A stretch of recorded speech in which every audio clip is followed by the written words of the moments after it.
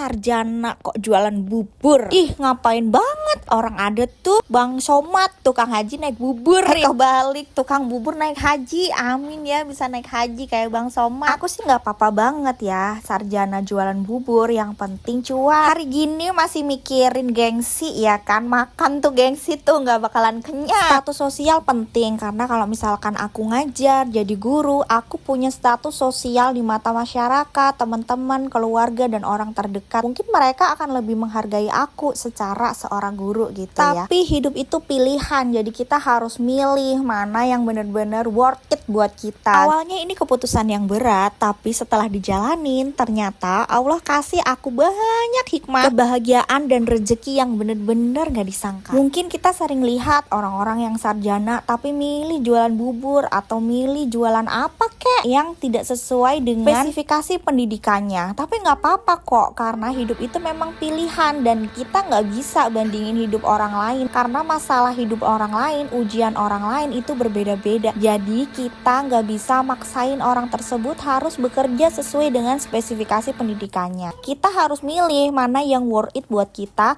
mana yang nggak worth it. Worth it atau nggak worth it itu nggak selalu melulu tentang uangnya ya atau cuannya, tapi tentang kebahagiaan hidup. Karena hidup kita adalah kita yang jalanin, jadi kita tahu mana yang bikin kita bahagia, mana yang enggak. Kalau aku lebih bahagia deket sama anak-anak aku, bisa jagain anak aku, bisa ngerawat anak aku, suami aku, dan bisa bekerja dari rumah. Sebenarnya jauh di lubuk hati aku yang paling dalam ada perasaan bersalah aku sama kedua orang tua aku. Karena orang tua aku tuh bener-bener bangga kalau aku jadi guru atau mungkin aku jadi PNS. Tapi aku yakin orang tua aku pasti sekarang juga bangga kok sama aku, karena aku masih tetap bisa bekerja walaupun di rumah, dan tentunya aku bisa jagain cucunya 24 jam. Oh iya, itu aku sambil kukus gadon sapi ya, dan ini aku lagi bikin kue labu kukus pisang. Untuk bubur dan nasi timnya itu udah diangkat sama suami aku ya. Sambil nungguin aku selesai masaknya, suami aku bantuin siapin pesanan yang udah pesen di grup WhatsApp. Memang kita harus kompak karena kita punya mimpi yang sama. Setelah udah mateng dan aku angkat, tinggal aku tutupin gadon sapinya pakai plastik wrap. Inilah kerjaan aku setiap hari yang diulang-ulang terus, tapi aku bahagia kok ngejalaninnya karena aku kerja pun sambil nyanding anak aku tuh ya. Harum ini anak kedua aku, emang ya dia tuh kalau aku bangun ikutan bangun, jadi dia tuh bangunnya pagi-pagi banget. Kayaknya sih emang dia mau bantuin ibunya. Alhamdulillah semuanya yang di belakang udah beres, langsung aku bawa ke depan dan udah ada pembeli aja yang dateng, langsung aku jual.